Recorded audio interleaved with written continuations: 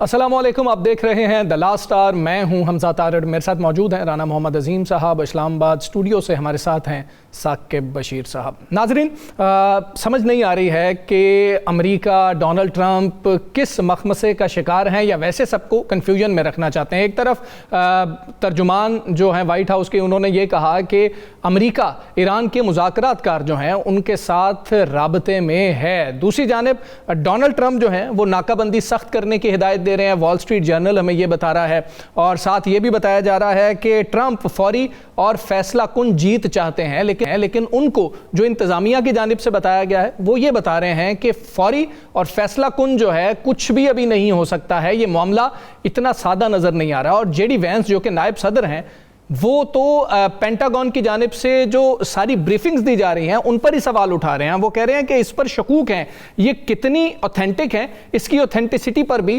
سوالات اٹھتے ہیں. اور ڈونلڈ ٹرمپ کو جو چیزیں بتائی جا رہی ہیں شاید وہ مکمل طور پر درست ہیں نہیں، یعنی کہ ان کو پردے میں رکھا جا رہا ہے. یہ بات وہ کس کی کر رہے ہیں؟ انہی جنرل ڈین کین کی، انہی پیٹ ہیگزت کی، جو کہ امریکی وزیر جنگ ہیں. اس حوالے سے ہم بات کریں گے کہ جو ایران امریکہ جنگ کی صورتحال ہے، پاکستان میں مہنگائی کا جو طوفان ہے، اس حوالے سے ہم نے بات کرنی ہے. آگے جی بی کے الیکشنز ہیں، پھر آزاد کشمیر کے الیکشنز ہیں، اس حوالے سے بھی بات کریں گے. وزیر اعظم صاحب آج یہ کہہ رہے تھے کہ مشرق وسطیٰ کی جنگ نے ہماری اجتماعی جو 2 سال کی کاوشیں تھیں ان کو نقصان پہنچایا ہے. جو 30 کروڑ ڈالر ہمارا امپورٹ بل تھا، وہ اب ایک ہفتے میں 80 کروڑ ڈالر تک پہنچ چکا ہے. یعنی کہ ہمارا امپورٹ بل بڑھتا چلا جا رہا ہے. ہمیں مہنگا جو تیل ہے، جو انرجی ہے، وہ خریدنی پڑ رہی ہے، اور جس سے ظاہر ہے ہمارے زر مبادلہ کے جو ذخائر ہیں ان پر بھی پریشر آ رہا ہے. اور $3.5 ارب جو ہم نے قرض ادا کیا ہے اس کا بھی وہ ذکر کر رہے تھے. تو عوام کے ساتھ جو مشکلات کھڑی ہیں، کیا حکومت عوام کے ساتھ کھڑی ہے، کیا اپوزیشن عوام کے ساتھ کھڑی ہے یا نہیں کھڑی، اس حوالے سے بھی ہم بات کریں گے. ران صاحب، یہ جو امریکہ ایران جنگ ہے، اس میں ہم کنفیوژن کی بات کریں تو بہت زیادہ ہے. کبھی دیکھیں تو امریکہ کچھ کہتا ہے، پھر اب پتہ لگا وائٹ ہاؤس کے ترجمان نے ہمیں یہ بتایا کہ جی کہ ہم رابطے میں ہیں. ایک تو یہ اچھی بات ہے کہ چلے رابطے منقطع نہیں ہوئے ہیں، لیکن ایک طرف ڈونلڈ ٹرمپ پازیٹیو بات کرتے ہیں، ساتھ ابھی بھی یہ کہہ رہے ہیں کہ ناکہ بندی مزید سخت کر دی جائے کیونکہ وہ چاہتے ہیں کہ ایران پر پریشر ڈالا جائے. بسم اللہ الرحمن الرحیم، والصلاة والسلام علیکہ یا سیدی یا رسول اللہ، الصلاة والسلام علیکہ یا سیدی یا حبیب اللہ. تاجدار ختم نبوت زندہ باد، زندہ باد، زندہ باد. دیکھیں، میں نے کہا تھا کہ ڈونلڈ ٹرمپ کی کسی بات پر یقین کرنا بھی جو ہے نا وہ ایک حماقت ہے. حماقت ہے، بالکل ایسی. آج ان کی 4 5 نہیں 6 ایسی چیزیں ہیں جن کی ہمیں سمجھ نہیں آ رہی، اور اب ان کے ساتھیوں کی بھی باتوں کی ہمیں سمجھ نہیں آ رہی. اگر پینٹاگون سے وہ مطمئن نہیں ہے تو پینٹاگون کون ہے؟ پینٹاگون ہی فیصلے کرتی ہے، وہی امریکہ ہے، وہی ریاست ہے، وہی حکومت ہے، وہی سارا کچھ کرتی ہے. تو اس کا مطلب ہے کہ میں نے بہت دیر پہلے آپ سے کہا تھا، جب ایک افواہیں گردش کرتی تھی کہ نہیں جناب اختلافات تو ایران کے اندر ہیں، اختلافات تو آج کھل کے پتہ لگ گیا امریکہ کے اندر. اگر پینٹاگون سے یہ اتفاق نہیں کرتے اور اگر یہ کہا جائے کہ ڈونلڈ ٹرمپ کو بالکل اصل انفارمیشن نہیں دی جا رہی، اور یہ نائب صدر کہہ رہے جو ان کے بعد سب سے اہم ترین ہے، جنہوں نے اس کے بعد صدر آنا ہے، تو پھر آپ یہاں سے اندازہ لگا لیں کہ ان کے سارے اندازے غلط ہیں. پھر اس کا مطلب ہے کہ اگر آپ تیسری بات وہ کہہ رہے ہیں کہ ناکہ بندی سخت کر دی جائے، تو اس سخت ترین ناکہ بندی جس کو وہ کہہ رہے ہیں، اس کا مطلب اس سے پہلے انہیں کامیابی نہیں ملی اس ناکہ بندی کے حوالے سے، تو تبھی وہ کہہ رہے ہیں نا. اگر کامیابی ہو تو وہ کبھی بھی نہ کہیں کہ جناب یہ نہ. تو اس سے بڑے کلیئر 2-3 چیزیں تو بڑی کلیئر ہو رہی ہیں کہ وہ جو ہم بات کر رہے تھے ایک بیک ڈور رابطوں کی، جو ہم بات کر رہے تھے کہ امریکہ بالکل قریب ترین پہنچ گیا ہے، وہ تو نہیں پہنچا. پھر آج کی ساری گفتگو کے بعد، ان کی گفتگو کے بعد ایک بات نظر آ رہی ہے کہ امریکہ کو وہ کامیابی نہیں ملی جو وہ چاہتا تھا. اور یہ بھی نظر آ رہا ہے کہ آنے والے دن جو ہیں مزید سخت ہونے جا رہے ہیں. اور اگر خدا نہ خواستہ آنے والے دن مزید سخت ہوتے ہیں تو پھر اس میں جہاں پر اس خطے کا نقصان ہوگا وہیں پر امریکہ کے لیے بھی کوئی اچھی چیز نہیں ہے. اس کا ذہن میں رکھیے گا، جب حکومت ورسز پینٹاگون کھڑا ہو جائے، حکومت ورسز پینٹاگون یہ باتیں شروع ہو جائیں تو پھر وہاں کی حکومتوں کو خطرہ ہوتا ہے. باہر کی کسی حکومت کو خطرہ نہیں ہوتا، پھر اس کا مطلب ہے کہ آئندہ جو انتخابات بہت جلد ہونے والے ہیں، مڈ ٹرم انتخابات، اس میں ٹرمپ کے لیے خطرے کی گھنٹی بج گئی ہے. بالکل ٹھیک ہے. اور اگر نہ یہ خطرے کی گھنٹی بجی ہوتی، اب 2-3 دن پہلے یا 4 دن پہلے ہم نے ایک خبر بڑے زور سے ڈسکس ہوئی ٹرمپ صاحب پر حملے کی. جی جی. اچھا وہ خبر زیادہ دیر نہیں چلی، وہ خبر چند گھنٹے ہی چلی ہے. اس خبر کا جو دورانیہ تھا وہ طویل نہیں ہوا. اس خبر کا جو بینیفٹ ملنا تھا انہیں وہ نہیں مل سکا. اب ہمیشہ حکومتیں اس وقت اپنے اداروں پہ کرتی ہیں، تنقید کرتی ہیں، جب انہیں پتا ہو کہ یا تو ہم نے عوامی حمایت لینی ہے یا ہم نے اپوزیشن میں جانا ہے یا انتخابات قریب ہے. یہ 3 چیزوں کے علاوہ کچھ نہیں ہوتا. میں نے جو دیکھا ہے تو اب یہ تینوں چیزیں جو ہے امریکہ میں مجھے ہوتی ہوئی نظر آ رہی ہیں. بالکل ٹھیک. کہ جب ان کے نمبر 2 یہ بات کر رہے ہوں اور نمبر 1 جو ہے وہ بھی کچھ ایسی ہی گفتگو کر رہے ہوں، تو پھر آپ اس سے اندازہ آپ سمجھتے ہیں کہ نمبر 2 جو ہے وہ ان کی مرضی کے بغیر بات کر رہے ہیں. نہیں، ایک تو میں یہ سمجھتا نہیں، اور اگر ایسا ہو رہا ہے تو پھر ٹرمپ خود بہت مشکل میں ہے کہ نمبر 2 ان کے ساتھ جو ہے ایک پیج پر نظر نہیں آ رہے ہیں. تو وہ اس لیے میں نے اس دن بھی کہا تھا، آپ سے بھی کہا تھا اور اپنے بھائی ثاقب صاحب سے بھی عرض کی تھی کہ جناب ہمیں حقائق کو دیکھنا چاہیے. ہم جو بار بار مختلف لوگوں کی خبروں پہ ہی بات کر رہے ہیں نا، کہ لوگ یہ کہہ رہے ہیں کہ جناب ایران کے اندر جو ہے وہ 2 گروپ ہیں یا 3 گروپ ہیں، وہاں پر تو ابھی تک ہم ثابت نہیں کر سکے. مشترکہ بیانات آ رہے ہیں، لیکن امریکہ میں ہمیں ثابت کرنے کی ضرورت نہیں ہے، وہ خود ہی ثابت کر رہے ہیں. ان کے اپنے ہی بیانات ثابت کر رہے ہیں، ان کے اپنے ہی دلائل ثابت کر رہے ہیں، ان کے اپنے ہی ٹویٹ ثابت کر رہے ہیں، ان کے اپنی پریس کانفرنس ثابت کر رہے ہیں. تو اس بات کو ذہن نشین کر لیں کہ آنے والے چند دن جو ہیں، چند دن، اب وہ گھنٹوں والی بات نہیں ہے، چند دن بڑے اہم ترین ہیں. اس میں کسی نہ کسی طرف تو فیصلہ جانا ہی ہے، لیکن یہ خطہ پس گیا.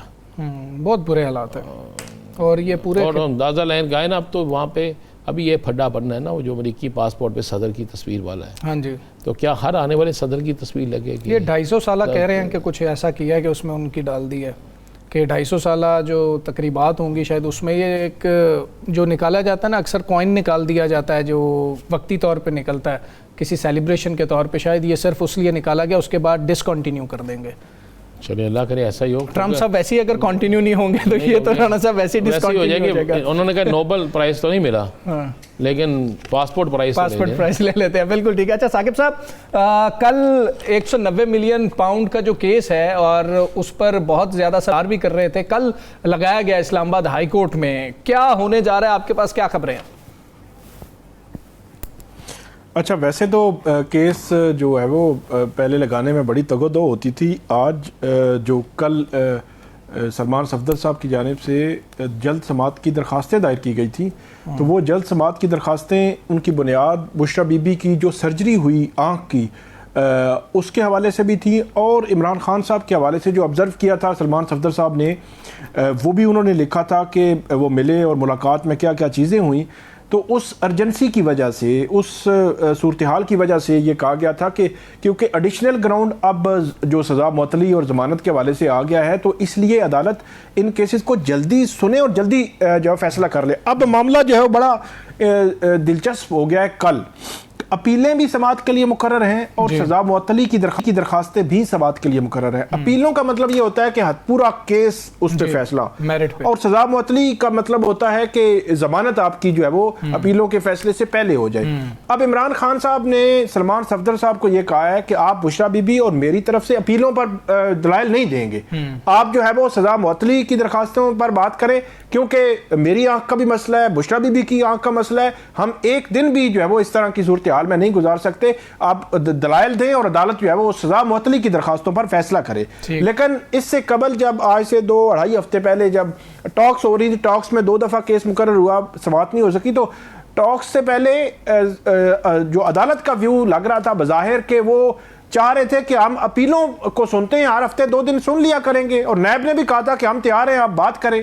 تو اب کل یہ ڈیسائیڈ ہونا ہے کہ عمران خان صاحب جو بات کر رہے ہیں یا ان کے وکیل جو بات کر رہے ہیں یا ان کی پارٹی بات کر رہی ہے وہ مانی جائے گی، یعنی کہ ان کی ضمانت کا کیس پہلے ڈیسائیڈ ہوگا، یا عدالت کا جو ویو تھا وہ بدلتا ہے یا وہی رہے گا جو 3 ہفتے پہلے تھا؟ اور نیب تو چاہیے رہا ہے کہ جی اپیلوں پر آپ جو ہے وہ آگے بڑھائیں. بہرحال ایک چیز تو یہ ہے کہ کیس مقرر ہو گیا ہے اور کل یہ ڈیسائیڈ کم سے کم اس حد تک ہو جائے گا کہ کیا ضمانت کا کیس پہلے سنا جانا ہے یا اپیلوں کا کیس جو ہے وہ پہلے سنا جانا ہے اور اس میں فیصلہ ہونا ہے. لیکن اسی کے ساتھ حمزہ صاحب جو نئی ایک ڈیولپمنٹ آئی ہے کہ وہ کیا کہتے ہیں عمران خان صاحب کی کیسز اتنے زیادہ ہیں کہ ایک کیس کسی جو ہے وہ رستے پہ ختم ہونے کے رستے پہ چڑھتا ہے تو دوسرا تیار ہوتا ہے, تو ان کے خلاف جو ممنوع فنڈنگ کیس آپ نے بڑا مشہور سنا ہوگا الیکشن کمیشن میں ہوتا تھا, تو 2022 میں الیکشن کمیشن نے فیصلہ دیا تھا اکتوبر 2022 میں, اور وہ پڑا ہوا تھا ایف آئی اے کے پاس. وہ اب فائل پرانی ہو گئی, لیکن اس میں اب دلچسپ صورتحال یہ بنی ہے کہ اس میں آج ایف آئی اے نے چالان جمع کرا دیا ہے اور اس میں کل سماعت ہونے جا رہی ہے.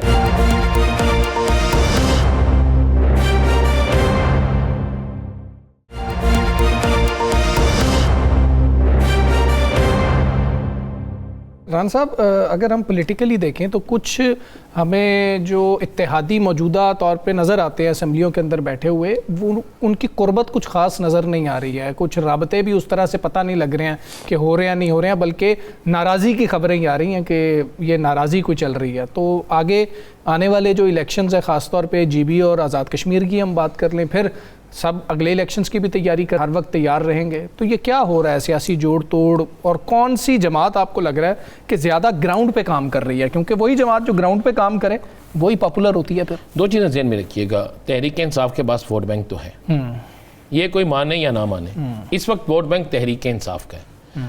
اب ضرورت ہے 2 سیاسی جماعتوں کو بہت محنت کرنے کی, اور وہ محنت شروع ہو گئی. ٹھیک ہے. اچھا, اس محنت سے لگ رہا ہے کہ جیسے انتخابات جلدی ہو جانے ہیں. اچھا, میں آپ کو بتا دوں, پیپلز پارٹی بہت زیادہ پنجاب میں کام کر رہی ہے, اتنا وہ سندھ میں کام نہیں کر رہی جتنا وہ پنجاب میں زور لگا رہی ہے. زرداری صاحب کا لاہور آنا, شادی کی تقریب میں شرکت کرنا, پھر گورنر پنجاب کو آپ نے بے انتہا دینا. پھر ہوا کیا, گورنر پنجاب کا بیٹے سردار فیضان حیدر, یہ اسپیشل پاکستان سے باہر تھا, لندن سے آیا, اور یہاں پر آ کے اس نے سارا وقت جو ہے اب اس کے ذمہ ایک لگا دیا گیا ہے شہر, وہ ہے اٹک. اٹک میں سردار فیضان حیدر نے اس قدر محنت کی ہے, اس قدر محنت کی ہے, ینگسٹر ہے کہ آپ سوچ نہیں سکتے. اٹک کے حوالے سے کہا جا رہا ہے کہ پیپلز پارٹی جنوبی پنجاب سے زیادہ نشستیں اٹک سے نکالے گی. اچھا, اور پہلے بھی یہاں پہ بڑا اچھا خاصا ووٹ فیضان حیدر نے, اب یہ الیکشن لڑے گا سردار سلیم نے لیا تھا, اور بڑا وہاں پہ ایکٹیو کام کر رہے ہیں. وہ کہا جا رہا ہے کہ اٹک جو ہے وہ اس دفعہ پیپلز پارٹی فتح کر لے گی, اور اس کا کریڈٹ جو ہے وہ گورنر پنجاب اور ان کے بیٹے کو جا رہے ہیں, سردار فیضان حیدر. اب اس کے بعد دوسرا علاقہ پہنچے, شیخو پورہ. شیخو پورہ میں کیا ہوا, میں شیخو پورہ میں آپ کو ایک چیز بتا دوں, شیخو پورہ مسلم لیگ نون کا گھر تھا. جی, شیخو پورے سے مسلم لیگ نون بڑی بری طرح ہار گئی شہر سے, جو یہ لطیف بڑا تگڑا امیدوار تھا. اب وہاں پر شیخو پورے کے اندر میں چاہوں گا پروڈیوسر سے کہ وہ شیخو پورے کی طرح چلائیں, وہ جو جس کو وہاں پہ کیا گیا ہے. شیخو پورہ کے اندر جو ہے وہ سب سے زیادہ اب جو رانا تنویر نے کام شروع کیا ہے, رانا تنویر نے یہ کام شروع کیا کہ وہاں پر انہوں نے ایک نئے تحریک انصاف اس کے پیپلز پارٹی کے جو لوگ پرانے تھے ان میں سے لے کر آئے ہیں شہباز چھینے کو. شہباز چھینا جو ہیں یہ ایک ینگسٹر ہیں, اور ان کا سارا کام جو ہے وہ میاں جویل لطیف کے حلقے میں ہو رہا ہے. اچھا, میاں جویل لطیف کے حلقے میں سب سے زیادہ کوئی کہہ نہیں سکتا تھا کہ میاں جویل لطیف الیکشن ہارے گا. وہاں پہ تحریک انصاف جیت گئی, خرم شداد ورک جیت گیا. اب شیخو پورہ کے اندر سب سے زیادہ متحرک جو مسلم لیگ کر رہی ہے نا, وہ شہباز چھینے کو کر رہی ہے. اچھا, شہباز چھینا وہاں پہ کام کر رہا ہے, یعنی مسلم لیگ نون کہتی ہے کہ ہم نے ہر صورت میں شیخو پورہ کو واپس لینا ہے. ذہن میں رکھیں گا وہاں پہ خرم منور من جیت چکا ہے, وہاں پر جیت چکا ہے, خرم شداد ورک جیت چکا ہے. وہاں پر مسلم لیگ نون جو ہے اس کو بڑی شکست ہوئی ہے, وہاں پر تحریک انصاف کا گھر بن چکا ہے. اب نون لیگ وہاں پر واپس لینے کے لیے شہباز چھینے کو کر رہی ہے, اور شہباز چھینا جو ہے وہاں پر محنت کر رہا ہے, نو ڈاؤٹ محنت کر رہا ہے. لیکن پھر بھی میں کہوں گا مقابلہ وہاں پر Noon League versus P T I مقابلہ ہے. ٹھیک ہے. اٹک کے اندر پیپلز پارٹی نمبر 1 جا رہی ہے, ان کا مقابلہ تحریک انصاف سے ہو گیا, کیونکہ وہاں پہ میجر طاہر صادق بھی ہے اور باقی لوگ بھی وہاں پہ موجود ہیں. اب پنجاب میں آگے کیا ہوگا میں آپ کو یہ بھی بتا دوں. پنجاب میں وفاق کے میری بات آج لکھ کے رکھ لیں, پنجاب میں وفاق میں آنے والے دنوں میں پیپلز پارٹی نون لیگ کا اتحاد نہیں ہوگا, نہ وفاق میں ہوگا نہ پنجاب میں ہوگا, یہ آپ کو میں بتا دوں. اور یہی صورتحال کشمیر کے اندر ہوگی, یہی صورتحال کشمیر کے اندر آپ کو نظر آئے گی, کیونکہ اس وقت تک جو صورتحال نظر آ رہی ہے میرے پاس جو انفارمیشن اور بڑی پکی آپ کو انفارمیشن, پنجاب میں پیپلز پارٹی ہر صورت میں پیپلز پارٹی نے کچھ شہر منتخب کر لی ہیں, جس طرح اٹک میں نے آپ کو کہا سردار فیضان حیدر جائے گا, جنوبی پنجاب میں باقاعدہ احمد محمود, اس کے بعد گیلانی صاحب برادران جو ہیں اور گیلانی فیملی جو ہے یہ وہاں پہ رولنگ جو کریں گی, اور اٹک اور جنوبی پنجاب یہ کہہ رہے ہیں کہ ہم پنجاب سے ہم نے 35 سے 40 نشستیں بھی اگر نکال لیں, بڑی بات ہے, تو ہم حکومت بنا لیں گے. یہ وہ ایک ٹارگٹ لے کر چلے ہیں, اس لیے یہ ینگسٹر کو زیادہ آگے لا رہے ہیں.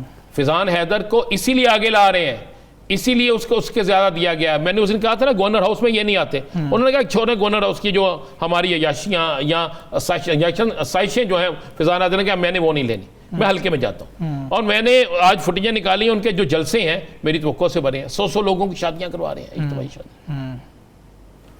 اب نون لیگ نے ہر صورت میں جیتنا ہے. انہوں نے کہا جی ایک ہے ان کے پاس گجرانوالہ, ایک ہے ان کے پاس شیخو پورہ, ان دونوں جگہوں پہ آپ کو پتہ یہ ہارے ہوئے ہیں. جی جی. اب یہ گجرانوالہ اور شیخو پورہ میں پوری اپنی کوشش کر رہے ہیں کہ اس جگہ پہ جا کے ہم کوئی نہ کوئی رزلٹ نکالیں. شیخو پورہ میں شبہ چھینا دے دیا ہے, گجرانوالہ میں بھی وہ نئے لوگوں کو لا رہے ہیں. میں آپ کو یہ بھی بتا دوں پرانے لوگوں پہ وہ گجرانوالہ میں بھروسہ نہیں کریں گے. اسی طرح وہ سیالکوٹ میں جائیں گے, کیونکہ اگلے جو الیکشن ہے نا آپ ذہن میں رکھیے گا, اگر کسی کے ذہن میں یہ ہو کہ اب رزلٹ اپنی مرضی سے کوئی لے آئے گا, عوام بری اس میں ہو گئی ہے, اور یہ جو مہنگائی کا دور چل رہا ہے اس میں آ کے تو ٹھیک ہو گیا, چینج ہوں گی. ٹھیک ہو گیا. ثاقب صاحب آپ کی میں وہی پوچھنے لگا تھا کہ 8 فروری جیسے الیکشن تو نہیں ہوں گے. میں آپ کو ثاقب صاحب ایک چیز بتاؤں, میں نے پوچھا یہ, اور یہ میں نے کسی اور سے نہیں پوچھا, میں نے ایک بڑے تگڑے حکومتی شخصیت سے پوچھا, تو اس نے آگے سے ایک جواب دیا. میں آپ کو یہ بالکل کہہ رہا ہوں, شاید وہ ہمارے پروگرام بھی دیکھ رہے ہو. انہوں نے آگے سے جواب دیا, انہوں نے کہا جی اب لوگوں نے ہمیں پولنگ سٹیشنوں سے باہر نہیں نکلنے دینا. یہ میں آپ کو, اس نے کہا کہ ایک دفعہ تو آپ نے کر لیا, اور اگر لوگوں نے پولنگ سٹیشنوں سے نہ نکلنے دیا, لوگوں نے RO آفس کے گھیراؤ کر لیے, تو پھر ہم کس طرف جائیں گے. یہ تو ایک بات ذہن میں رکھیے گا. حالات اچھا ہو سکتا ہے کہ آنے والے دنوں میں حالات ایسے بھی نہ رہے, جب یہ آپس میں دستے گرباں ہو جاتی ہیں نا سیاسی جماعتیں, تو پھر بڑے راز کھولتے ہیں. ویسے بھی یہ شہری علاقوں کو چھوڑ کے شہری علاقے بھی, مطلب اگر ہم شیخو پورہ میں اور گجرانوالہ کے اندر بھی حلقوں کو دیکھیں ثاقب صاحب, تو معاملات ایسے نہیں ہیں. وہاں پہ جو پولنگ ایجنٹ ہوتے ہیں وہ بڑے ایکٹیو ہوتے ہیں. وہ یہ عام ہم بڑے شہروں کی بات کر لیں تو ویسے حالات وہاں پر نہیں ہوتے ہیں. وہ پہرا دیتے ہیں اپنے ووٹ کے اوپر بیٹھ کے, پولنگ ایجنٹ جو ہوتے ہیں. خیر ثاقب صاحب, مئی پھر سے جو ہے آنے والا ہے, آغاز ہو جائے گا مئی کے مہینے کا. تو یہ جو پشاور میں, لاہور میں 9 مئی کے مقدمات ہیں, یہ کہاں تک پہنچے ہیں اور اب کیا اختیار کر سکتے ہیں؟ اچھا صرف ایک کامنٹ کر دوں, وہ پولنگ ایجنٹس کی آپ نے بات کی, تو وہ تو چلیں گجرانوالہ ہے, وزیر آباد ہے یا حافظ آباد ہے, وہاں کے بڑے مضبوط ہوتے ہوں گے. پولنگ ایجنٹس اسلام آباد کے بھی ہم نے تو کمزوری دیکھے کہ پنڈی کے بھی جہاں ہم خود جو موجود تھے. بہرحال چھوڑے, وہ قصہ ماضی ہو گیا. فارم 45 اور 47 پتہ نہیں کیا کیا, بہت ہم نے اس پہ بات کر لی. جو 9 مئی کے کیسز پہ آپ نے بات کی, 9 مئی جو ہے وہ اب آنے کو ہے, 29 اپریل ہے آج. یہ 2023 کا واقعہ ہے 9 مئی کا. 3 سال ہو جائیں گے 10 دنوں کے بعد. تو 9 مئی کے کیسز کے حوالے سے بھی اپڈیٹس آنا شروع ہو گئی ہیں. لاہور ہائی کورٹ نے پہلی دفعہ گزشتہ روز جو سزا معطل کی ہے, جو ضمانتیں وہی جو اپیلیں فائل ہوئی تھی, اس میں اعجاز چودھری صاحب اور میاں محمود الرشید صاحب کی جو سزا معطلی کی درخواستیں وہ تو خارج کر دی گئی, لیکن وہاں ایک دو پی ٹی آئی کے جو رہنما تھے ان کی ضمانتیں جو سزا معطل کر کے ضمانتیں دے دی گئی ہیں. ان کی جو ہے وہ اپیلیں ابھی ان پر فیصلے نہیں ہوئے, لیکن یہ ہے کہ ضمانتیں دے دی گئی ہیں. تو اس کا مطلب یہ ہے کہ لاہور ہائی کورٹ میں پہلی دفعہ, یہ کیونکہ ہم دیکھتے رہے ہیں کہ پچھلے کوئی 5-6 دفعہ ایسے ہوا, 2 ماہ میں ضمانتیں ہوتی تھیں, 1-2 ماہ کے بعد پھر لیکن وہ بینچ ٹوٹ رہا تھا, کبھی ایک بینچ سے دوسرے بینچ, دوسرے سے تیسرے بینچ کیس جا رہا تھا, لیکن آخر کار کیس سنا گیا اور کیس پہ فیصلہ ہوا ہے. ایک تو وہ معاملہ اب سپریم کورٹ آ رہا ہے, اعجاز چودھری صاحب اور میاں محمود الرشید ان کی جو ضمانتیں خارج ہوئی ہیں وہاں سے مسترد ہوئی ہیں.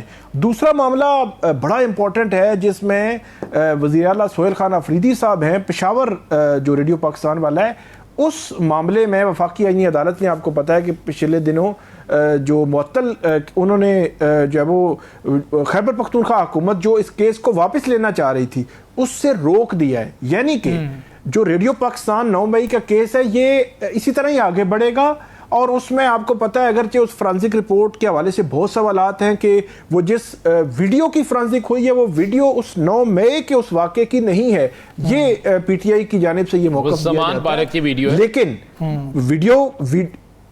ویڈیو سامنے, زمان پارک کی ویڈیو سامنے آئی اور ویڈیو کی فرانسک ہوئی, فرانسک ہو کے رپورٹ بھی جو ہے وہ پبلک ہو گئی. تو یہ بے شک جو ہمیں نظر آتا ہے نظام جیسے بھی چل رہا ہے, لیکن سہیل خان آفریدی صاحب کے لیے میرا خیال یہ ہے کہ ایک پریشر ان پہ بڑھ رہا ہے. ایک تو کیس ان کا الیکشن کمیشن میں پڑا ہوا ہے, وہاں پہ بھی وہ پینڈنگ پڑا ہوا ہے, اور دوسرا کیس یہ جو 9 مئی والا ریڈیو پاکستان والا کیس ہے, یہ کیسز میں کیا ہوگا, آؤٹ کم کیا ہوگا ابھی ہمیں نہیں پتا, لیکن ایک پریشر جو ہے وہ ان پر موجود ہے.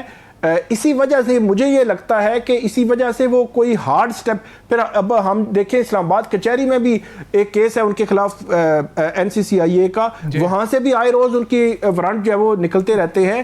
تو یہ کیسز جو ہیں یہ بھی گھیرا ڈالے ہوئے ہیں سہیل خان آفریدی صاحب کو. تو وہ کوئی بڑی موومنٹ جس طرح علی امین گنڈاپور صاحب 3 دفعہ نکلے تھے, 3 دفعہ علی امین گنڈاپور صاحب نکلے آئے, جیسا اس کے آؤٹ کم پہ ہم نہیں جا رہے, لیکن سہیل خان آفریدی صاحب ایک دفعہ بھی نہیں نکل سکے اس طرح. یہ ایک ان دونوں ادوار کا اگر کمپیریزن کیا جائے, کیونکہ پی ٹی آئی کو ووٹ عمران خان کے نام پر ملا اور رہائی کی ان کا ماٹو رہا ہے, ان کی جو ہے وہ ملاقاتیں بھی بند ہیں, رہائی بھی بند ہے, ان کو ہاسپٹل بھی شفٹ نہیں کیا جا رہا.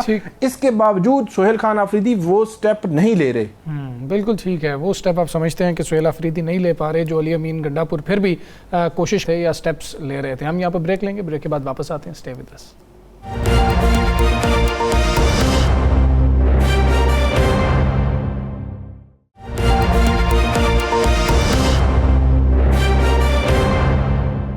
ویلکم بیک جی. جو صورتحال ہے مہنگائی کی ہم دیکھ رہے ہیں, پیٹرولیم مصنوعات کی قیمتیں بڑھتی چلی جا رہی ہیں, اور پھر وزیر پیٹرولیم بھی یہ بتا رہے ہیں کہ آنے والے جمعے کو شاید مزید قیمتیں بڑھانی پڑیں گی, اور یہ 55 روپے 50 روپے شاید اتنی بڑھ جائے گی, اور لیوی بڑھانی پڑے گی. اس وقت عوام 2 چیزوں کی طرف دیکھ رہے ہیں. پہلا معاملہ یہ ہے کہ وہ ایران اور امریکہ کی طرف دیکھ رہے ہیں کہ یہ جنگ جو ہے ختم ہو جائے اور آپ نے ہرمز کو کھول دیا جائے, اور دوسرا اپوزیشن جماعتوں کی طرف دیکھ رہے ہیں کیونکہ عوام کی آواز ہمیشہ اپوزیشن جماعتیں ہی ہوا کرتی ہیں. اسی حوالے سے ہم بات کریں گے. ہمارے ساتھ موجود ہیں رہنما JUIF حافظ عبداللہ صاحب. حافظ صاحب السلام علیکم, بہت شکریہ آپ کا. سر پیٹرولیم قیمتوں میں اضافے کے خلاف احتجاج کا اعلان کیا تھا آپ لوگوں نے, جسے بعد میں مؤخر کرنا پڑا. جو حالات تھے, پاکستان ثالثی کر رہا تھا, یہاں پہ اہم وفود آ رہے تھے. اب سر کیا پلان ہے, کیونکہ عوام تو آپ لوگوں کی طرف دیکھ رہے ہیں, اپوزیشن جماعتوں کی جانب. بہت شکریہ ثاقب صاحب, رانا صاحب. دیکھیے گزارش یہ ہے کہ آپ کی بات بالکل صحیح ہے کہ جمعیت علماء اسلام یہ فیصلہ کر چکی تھی کہ ہم نے باہر آنا ہے. ویسے تو ہم فروری 2024 سے روڈوں پر ہے, پارلیمنٹ کے اندر بھی ایک کردار ہے JUI کا, اور پارلیمنٹ سے باہر بھی ہے. لیکن جو ہم نے ریسنٹلی ماضی قریب میں جو وعدہ کیا تھا اور مولانا صاحب نے اعلان کیا تھا, اس سلسلے میں ہم نے اپریل میں غالباً 12 اپریل کو مردان میں ایک بہت عظیم اجتماع ملین مارچ کی صورت میں اس کا انعقاد ہوا, اور مولانا صاحب کا موقف بھی آپ کے سامنے آیا ہوگا. لیکن ہم نے تیزی اس لیے اپنے تحریک میں نہیں دکھائی جو آپ نے فرمایا جو پاکستان ایک فیسیلیٹیٹر کی یا میڈیٹر کا کردار ادا کرتا رہا بٹوین ایران اینڈ امریکہ، تو ہم نے اس وجہ سے تھوڑا بیک فٹ پہ چلے گئے کہ پاکستان کا ایک بہت اہم کردار ہے، لہذا یہ کردار ادا کرنے دے. لیکن ابھی جمعیت علماء اسلام کا فیصلہ وہی ہے. اس سلسلے میں 14 مئی کو کراچی میں ایک عظیم الشان اجتماع اور ملین مارچ کا انعقاد ہو رہا ہے، اور وہاں ہو سکتا ہے کہ جمعیت علماء اسلام اپنے لائحہ عمل کا اعلان کرے کہ ہم نے آگے کیا کرنا ہے، ہماری احتجاج کی نوعیت اور شکل کیا ہوگی، اور ہم تحریک کس طرح چلائیں گے. کیونکہ یہ بھی ہو سکتا ہے کہ وہاں کراچی میں جو 14 مئی کو ایک عظیم الشان اجتماع ہوگا، اس میں ایجنڈا یہی ہوگا کہ پاکستان میں مہنگائی آسمان کو چھو رہی ہے. پٹرول کی قیمت ہو، پی لیٹر یا ڈیزل کی قیمتوں میں دن بدن اضافہ ہو، یہ عوام کی دسترس سے، ان کی قوت خرید سے بالکل باہر ہے. اور آپ کو یہ بھی معلوم ہے مجھ سے بخوبی، جب پٹرول اور ڈیزل کی قیمت بڑھے گی تو اس کی اثرات ٹرانسپورٹ پر بھی پڑے گی، اس کے اثرات تمام اشیاء خرد و نوش پر پڑے گی، اس کی بھی قیمتوں میں اضافہ آئے گی. تو لہٰذا یہ بہت ناگفتگی صورتحال ہے جو قوم کے لیے ناقابل برداشت ہے. تو کراچی میں 14 مئی کو ایک عظیم اجتماع ہوگا، اس میں ہو سکتا ہے مولانا صاحب جمعیت علماء اسلام کے لائحہ عمل کا اعلان کرے آگے. اس کے بعد بلوچستان میں بھی ہو سکتا ہے، پنجاب میں بھی ہو سکتا ہے، پھر نہ رکنے والا ایک سلسلہ شروع ہو جائے گا. اچھا مولانا صاحب آپ نے بڑی اچھی بات کی مہنگائی کی، اور آپ اور مولانا صاحب ہمیشہ بات کرتے ہیں چالی مینڈیٹ کی، یہ سارا کچھ. لیکن اب سننے میں آ رہا ہے، کل سے یہ خبریں گردش کاری ہیں کہ کشمیر کے الیکشن میں مسلم لیگ نون اور جمعیت علماء اسلام جو ہیں وہ اتحادی بن رہے ہیں. اس کی کوئی وضاحت کیجیے گا، یہ غلط خبر ہے، یہ درست خبر ہے؟ ایک تو اس پہ بتا دیجیے گا، اور دوسرا بتائیے گا کہ ابھی آپ نے کراچی میں ملین مارچ کا اعلان کیا ہے، یہ ملین مارچ مہنگائی کے خلاف ہوگا، سارے جسے آپ کہتے ہیں یہ مینڈیٹ ٹھیک نہیں ہے اس کے خلاف ہوگا، اور کیا یہ ملین مارچ صرف ایک دن کا ہوگا؟ دیکھیے رانا صاحب، جہاں تک آپ نے آزاد کشمیر کی الیکشن کی بات کی، جمعیت علماء اسلام پاکستان کے اندر تنظیم کی نوعیت الگ ہے، کیونکہ یہاں کا جو ہیڈ ہے، قیادت ہے جمعیت علماء اسلام کا، وہ مولانا فضل الرحمان صاحب کر رہے ہیں. لیکن جہاں تک آزاد کشمیر ہے، اس کا اپنا انتظام ہے، اپنی ایک الگ حکومت ہے، اس کی اپنی ایک جغرافیہ ہے. وہاں جمعیت علماء اسلام کی تنظیم اور جماعت ہے، وہاں ان کا مرکزی امیر اور اس کا مرکزی جنرل سیکریٹری، پوری تنظیم وہ ایک الگ شکل اور الگ نوعیت ہے اس کا. وہاں جو اس کا مرکزی امیر ہے وہ فیصلے وہاں کی جماعت کرے گی. ان فیصلوں کا پاکستان کے فیصلوں سے یا جمعیت علماء اسلام کی فیصلوں سے کوئی تعلق نہیں ہوگا. وہ خود مختار ہے، آزاد ہے. وہاں آزاد کشمیر کی جماعت وہ فیصلہ کرے. اسی طرح گلگت بلتستان کا بھی ہے. تو لہٰذا اس کا تو میرے خیال میں سوال ہی پیدا نہیں ہوتا کہ جمعیت علماء اسلام کا یہاں پاکستان میں فیصلے اور آزاد کشمیر میں وہی فیصلے جو پاکستان میں ہے آزاد کشمیر کی صورتحال پر لاگو ہوں. جہاں تک آپ نے بات کی کہ اس کا مطلب اتحاد ہو رہا ہے نا، اس کا مطلب آپ اس کی تردید تو نہیں کر رہے نا؟ اس کا مجھے علم نہیں ہے، یقیناً کہ وہاں اتحاد ہو رہا ہے یا نہیں. لیکن ایک بات میں عرض کروں کہ یہ ہو سکتا ہے کہ وہاں اتحاد ہو، اجتماعی سطح پر نہیں، سیٹ ٹو سیٹ ایڈجسٹمنٹ ہو سکتا ہے. کہیں نہیں کسی کنسٹیچوئنسی پر، کسی حلقہ انتخاب پر اتحاد ہو سکتا ہے اوور آل پوری آزاد کشمیر کی سطح پر بھی اتحاد ہو جائے. لیکن وہ سٹرکچر، وہ نظم، وہ تنظیم، وہ جماعت، وہ قیادت ایک الگ اس کے اختیار ہے. کیونکہ جمعیت علماء اسلام خود مختاری کی قائل ہے، لہٰذا وہ اپنے فیصلے کر سکتی ہے. جہاں تک آپ نے بات کی کراچی کی اجتماع کی کہ یہ صرف اجتماع ہوگا یا ملین مارچ ہوگی، دیکھیں یا باقاعدہ تحریک ہوگا، تحریک کی صورت ہوگی. فی الحال تو کراچی میں جو 14 مئی کو ہونے والا اجتماع ہے یہ صرف ایک اجتماع ہوگا ملین مارچ کی صورت میں. لیکن یہ آگے اس کی ہیئت، اس کا لائحہ عمل جمعیت علماء اسلام کی کیا ہوگی، یہ پھر مولانا صاحب اعلان کریں گے.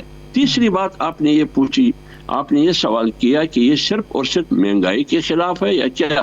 دیکھیے بنیادی طور پر بات یہ ہے کہ یہ مہنگائی، یہ معیشت کی تباہی اور بربادی اور آپ کی سیکورٹی کی زبوں حالی، یہ تمام جو صورتحال ہے سیاسی بحران، اس کا ایک ہی سبب ہے، وہ ہے 8 فروری 2024 کا الیکشن۔ جب آپ نے 8 فروری 2024 کا الیکشن دولت اور طاقت کے بنیاد پر ایک مجموعے کو، ایک ٹولے کو، ایک ملغوبے کو آپ نے ملک پر مسلط کیا، اس تسلط کے خلاف جمعیت علماء اسلام روڈوں پر ہے۔ لیکن آج جو سیکورٹی بحران ہو یا سیاسی بحران ہو یا معاشی بحران ہو یا مہنگائی کا ایک بحران ہے، اس کا بنیادی وجہ وہ انتخابات ہے، جس کو انتخابات کا نام دیا گیا 8 فروری 2024 کا، یا الیکشن کا۔ وہ نہ الیکشن تھا، نہ سلیکشن تھا، وہ آکشن تھا، وہ نظام تھا۔ لہٰذا وہ بنیادی سبب وہ ہے۔ تو ان کو ملا کر ان تمام چیزوں خرابیوں کے خلاف جمعیت علماء اسلام کی احتجاج جاری رہے گی۔ ثاقب صاحب، حافظ صاحب یہ بتائیے گا کہ پہلے دن سے ہم دیکھ رہے ہیں 8 فروری الیکشنز ہوئے تھے تو مولانا صاحب کی پورے پریس کانفرنس آئی تھی مینڈیٹ کے حوالے سے، وہی آج تقریباً 2 سال اور 2 ماہ جو ہے وہ گزر چکے ہیں اس حکومت کو، جو پی ڈی ایم 2 ہے، پی ڈی ایم 1 تو وہ بھی پونے 2 سال انہوں نے گزارے تھے۔ تو میرا سوال یہ ہے کہ آپ کہہ رہے ہیں وہ انڈیپینڈنٹ ہیں، کشمیر والے بھی، جی بی والے بھی، اور ایک سینٹ کا الیکشن خیبر پختونخوا میں ہو رہا تھا، وہاں پہ بھی آپ کی جو ہے وہ اتحاد جو ہے وہ اپوزیشن کا اتحاد جو ہے وہ ہمیں نظر آیا سیٹ کے معاملے میں بھی۔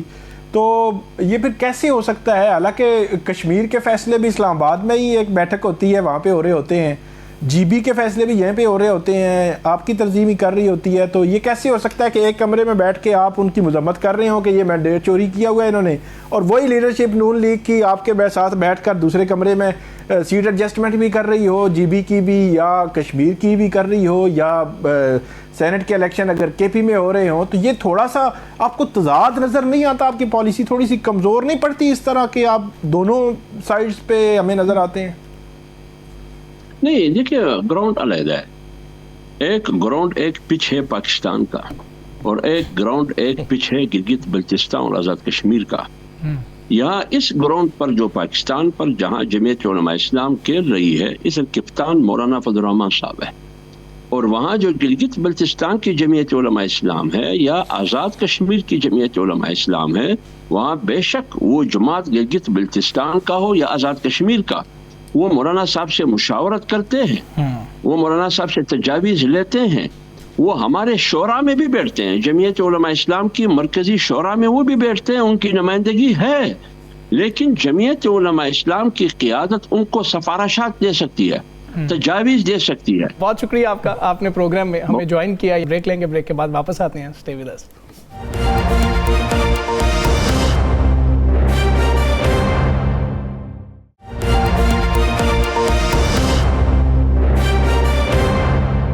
ویلکم بیک جی۔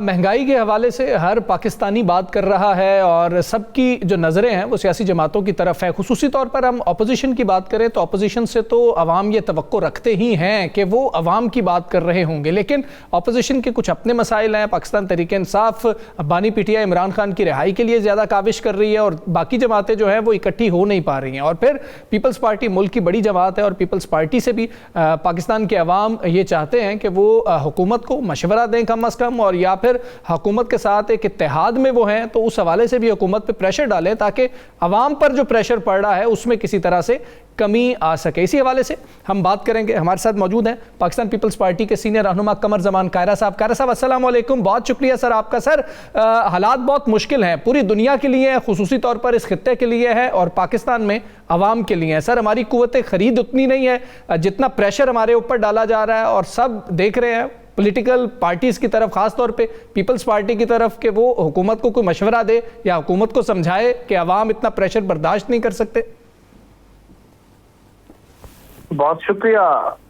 بالکل بلا شبہ آپ نے درست فرمایا کہ جو عوام کے منتخب نمائندے ہوتے ہیں، عوام ان سے توقع کرتی ہے اور یہ ان کی ذمہ داری ہوتی ہے کہ وہ عوام کو سہولتیں دلانے، عوام کی زندگی میں آسانیاں پیدا کرنے، مستقبل کے حالات کا مقابلہ کرنے، ان سب چیزوں کی تیاری کرے حکومت جو ہے، اور لوگوں کو سپورٹ فراہم کرے، ان کو جان و مال کا تحفظ فراہم کرے، روزگار اور صحت اور تعلیم فراہم کرے۔ یہ بالکل 100% اپنی جگہ درست بات ہے۔ اسی طرح مارکیٹ کے اندر اگر کوئی لوٹ مار کا عمل ہے. اگر مارکیٹ میں بحران پیدا ہوتا ہے تو حکومت کا کام ہے کہ سپلائی سائڈ کو مستحکم رکھے اور قیمتوں میں غیر مناسب اضافہ نہ ہونے دے. جی یہ ساری ذمہ داریاں بالکل حکومت کی بھی ہوتی ہیں اور اپوزیشن کی بھی. حکومت کے اندر بیٹھے ہوئے لوگ عوام کے نمائندے ہوتے ہیں, کوئی کسی دشمن ملک سے نہیں آئے ہوتے کہ وہ پاکستان کے عوام کے اوپر آ کے ٹیکس لگا کے بڑے خوش ہوں گے. جی ان کو بھی پتا ہے کہ جب ٹیکس لگتا ہے تو لوگ گالی گلوچ کرتے ہیں, لوگ ناراض ہوتے ہیں, لوگ غصے میں ہوتے ہیں. اس کی ایک سیاسی قیمت ہوتی ہے جو سیاسی جماعتوں کو جو حکومت میں ہوتی ہے ادا کرنی پڑتی ہے. اسی لیے جو جماعت ایک دفعہ حکومت میں رہتی ہے اگلی دفعہ حکومت سے باہر ہو جاتی ہے. تو یہ بالکل ہر چیز کا جس طرح آپ اور مجھے پتا ہے اس طرح وہاں بیٹھے ہوئے لوگوں کو بھی درجہ وہ تم اس بات کا اظہار ہوتا ہے یا ان کو سمجھ ہوتی ہے. اپوزیشن کا کام ہوتا ہے اگر حکومت نے کوئی پالیسی بنائی ہے تو وہ اس کا ڈیٹیل انالیسس کرنے کے بعد متبادل دیتی ہے. اس لیے رانا صاحب کہ حکومت کا کام ہوتا ہے بیسیکلی ٹیکس اکٹھے کرنے اور اس ٹیکس کو اس طرح خرچ کرنا کہ عوام کی زندگی میں آسانیاں ہوں. اب اگر آمدن کے ذرائع بہتر کرنے کا کوئی طریقہ حکومت کا اپوزیشن کے پاس ہے تو وہ بھی دینا چاہیے کہ یہ جو آپ طریقہ کار اڈاپٹ کیے بیٹھے ہیں اس کی بجائے یہ کر لیجئے. اور اسی طرح ایکسپینڈیچر کنٹرول کرنے کا اگر کوئی طریقہ ہے, مہنگائی کنٹرول کرنے کا اگر کوئی طریقہ ہے اور جو حکومت کے علاوہ ہے, تو بالکل اپوزیشن کا یہ کام ہے کہ اس کو حکومت کو تجویز دے on the floor of the house اور اس کو میڈیا میں, اس کو جلسوں میں, اس کو احتجاج کی صورت میں حکومت کے خلاف دباؤ کھڑا کرے. پیپلز پارٹی حکومت میں نہیں ہے اور حکومت کو سپورٹ کر رہی ہے. جی اب اس صورت میں پیپلز پارٹی اپوزیشن کا رول ادا نہیں کر رہی, یہ آپ کا ہم سے گلا ہے. اوکے, سوال یہ ہے کہ ہمارے لوگ جو پارلیمان میں ہیں وہ سینٹ میں ہوں یا قومی اسمبلی میں, جو آپ نے فرمایا کہ وہ حکومت میں دباؤ ڈالے, تو بالکل آپ جو کسی سیشن کی تقاریر اٹھا لیجئے, ہر سیشن میں پیپلز پارٹی اپوزیشن سے بڑھ کے ان چیزوں کے اوپر سوال اٹھا رہی ہے. اب سوال یہ ہے کہ حکومت سے کیا لینا چاہیے, کیا کرنا چاہیے. میری آخری گزارش ہے جی, بات لمبی بات ہو گئی ذرا, لیکن اصل میں نا جی ایک چیز بہت ضروری ہے سمجھنا, میرے خیال میں, ہو سکتا ہے میری غلطی ہو لیکن میرے خیال میں, اور وہ یہ ہے کہ ہمیں دیکھنا یہ چاہیے کہ حکومت کیا کر سکتی ہے جو نہیں کر رہی اور عوام کی زندگی میں تلخیاں پیدا ہو گئی ہیں. ان کو آسانی پیدا کرنے کے لیے حکومت کے پاس یہ ذرائع ہیں, ان کو استعمال کرے, ان ریزروز کو استعمال کرے, یہاں سے امداد لے لے اور یہ چیزیں سستی کر دے. مثلا تیل انٹرنیشنل مارکیٹ میں مہنگا ہو گیا ہے, اب تیل تو آپ نے باہر سے منگوانا ہے, اس کے لیے فورن ایکسچینج بھی چاہیے اور کیش بھی چاہیے. اب وہ کیش حکومت جو ہے وہ ٹیکسوں سے لیتی ہے. اگر ہمارا اس وقت جو بیلنس ہے آمدن اور خرچ کا, اس میں تیل کی قیمتیں بڑھ جاتی ہیں اور حکومت سبسڈی دے کے اس کو کم کر سکتی, کیونکہ تیل کی قیمتیں تو ساری دنیا میں بڑھی ہے نا, اور اس کے اثرات ہر چیز پہ آتے ہیں. تو حکومت یہ کر سکتی ہے کہ اس کو سبسڈائز کر کے سستا کر دے. اب سبسڈائز کرنے کے لیے دو کام بڑے ضروری ہیں. ایک کہ حکومت کے پاس ذرائع موجود ہو, فالتو پیسہ موجود ہو جو بجٹ سے اوور اینڈ ابو ہو, اور وہ یا ٹیکس لگا کے وہ پیسہ لے لے, کیونکہ اس نے پیسہ دینا ہے, پیسہ دے کے کمپنیوں کو اور تیل سستا کرنا ہے. اور دوسرا طریقہ یہ ہے, حکومت اگر تیل سستا کرنا چاہتی ہے تو آپ کو دوسرا مسئلہ یہ ہے کہ آپ اس وقت ایک عالمی ارینجمنٹ میں ہیں IMF کے ساتھ, دیگر اداروں کے ساتھ. آپ نے ان کو ساتھ جو اگریمنٹ کیا ہوا ہے اس میں مزید relief in shape of subsidy آپ نہیں دے سکتے. تو اس کے لیے حکومت کوشش کرتی ہے, پچھلے دنوں بھی انہوں نے اس کا ایک ریلیف لیا, اب بھی لیں گے, یقیناً لے رہے ہوں گے. جب میں اور آپ باتیں کر رہے ہیں یہ باتیں بھی حکومت کے کانوں تک پہنچتی ہیں, اور روز بہت اس سے تلخ باتیں ہوتی ہیں, بہت اور بڑے ایکسپرٹ لوگ بیٹھے ہوتے ہیں. لیکن کئی دفعہ مجھے اپنے ایکسپرٹ سے بھی اختلاف ہوتا ہے کہ حالانکہ وہ خود حکومتوں میں رہے ہیں, ان عہدوں پہ رہے ہیں, ان کے ادوار میں بھی یہی صورتحال, یہی مسائل تھے اور اس کے یہی جواب تھے جو آج کی حکومت دیتی ہے, لیکن آج بھی وہ وہی سوال اٹھا رہے ہیں. قاہرہ صاحب, چونکہ آپ ایک عوامی آدمی ہیں, آپ حکومت میں ہوں یا نہ ہوں, مجھے پتہ ہے کہ آپ عوام کے اندر آپ کی کتنی جڑیں ہیں اور آپ عوام کی ہی بات کرتے ہیں. موجودہ حالات میں عوام کو کہاں دیکھ رہے ہیں, اور موجودہ حالات چلیں یہ انٹرنیشنل سینیریو کو سائڈ پہ کر دیتے ہیں, اس سے پہلے کیا آپ کو عوام کو کوئی ریلیف نظر آیا تھا, اور کیا آئندہ آپ کو عوام کو کوئی ریلیف ملتا نظر آئے گا؟ देखिए, गुजारिश ये है कि ये बात कि अवाम तंग है, बिल्कुल है, कोई शक वाली बात ही नहीं है। अच्छे भले मिडिल क्लास के लोग जो है वो तंग है, तो आम आदमी की जिंदगी तो बहुत मुश्किल में है, और अभी और मुश्किल हो जाने का इम्कान है, क्योंकि तेल की कीमतें और बढ़ने का खतरा है। जी। सवाल यह है कि हुकूमत इस जंग ने, जिसने सारी दुनिया को अपने लपेट में लिया है, क्या हमारी हुकूमत ने जिम्मेदारी से इस जंग को खत्म कराने, इस रीजन के अंदर हालात को नॉर्मल करने और ईरान के साथ एक और रास्ता खोलना, ईरान को अपने रास्ते से ट्रेड करने की इजाजत देना, उसके रास्ते से आप भी अपनी ट्रेड भी करेंगे, ईरान से इंपोर्ट भी होगा, एक्सपोर्ट भी होगा, और आप उससे दीगर फायदे भी ले सकेंगे। ये क्या गवर्नमेंट ने किया कि नहीं? ये गवर्नमेंट की एफर्ट, मैं गवर्नमेंट का तर्जुमान नहीं हूं, मैं मुखालफ हूं उसका इस वक्त जी। लेकिन जो सच्ची बात है वो तो करनी चाहिए ना जी। अब मैं बिल्कुल अवाम के साथ खड़ा हूं, और मुझे इस बात का एहसास है कि बातें करना आसान है। जिस बंदे को अपने 4 बच्चों का पेट भरने के लिए 1000 रुपए में खाना नसीब नहीं होता, वो क्या करे? लेकिन ये भी देखना है कि हुकूमत इस काम को सस्ता कैसे करे। हुकूमत के पास कोई जराए हैं? आपको चाहिए मीडिया को कि एक्सपर्ट्स को बुला के उनसे ये पूछा जाए कि भाई आप ये बताओ, हुकूमत वो कौन कौन से जराए हैं जेन्युइन, जिनको इस्तेमाल करके अपने कौन कौन से एक्सपेंडिचर कर्टेल करके और ये सब्सिडी अवाम को दे सकती है। कैरे साहब, अर्ज अगर वो सुन लीजिएगा। लगता है तो मैं आपके साथ आगे खड़ा हूँ। सर कैरे साहब, इस पे अर्ज सुन लीजिएगा। एफबीआर के ऊपर जो एक्सपर्ट्स हैं वो सवालिया निशान उठाते हैं। वो कहते हैं कि एफबीआर अपना काम दुरुस्त तरीके से करता नहीं है, और फिर टैक्स इकट्ठा करने के लिए लेवी पे लेवी बढ़ाई जाती है। अगर लेवी को ना बढ़ाया जाए, एफबीआर टैक्स ठीक तरीके से अपना काम करते हुए इकट्ठा करे, तो ये आम आदमी पर बोझ ना डालना पड़े। मेरी एक गुजारिश सुन लीजिए सर। ये बात बिल्कुल दुरुस्त है कि हमारे मुल्क के इदारों की कैपेसिटी बहुत कमजोर है, लेकिन क्या एफबीआर ने कभी किसी दौर में भी, मुस्लिम लीग के दौर में, पीटीआई के दौर में, हमारे दौर में कभी अपने टारगेट पूरे किए?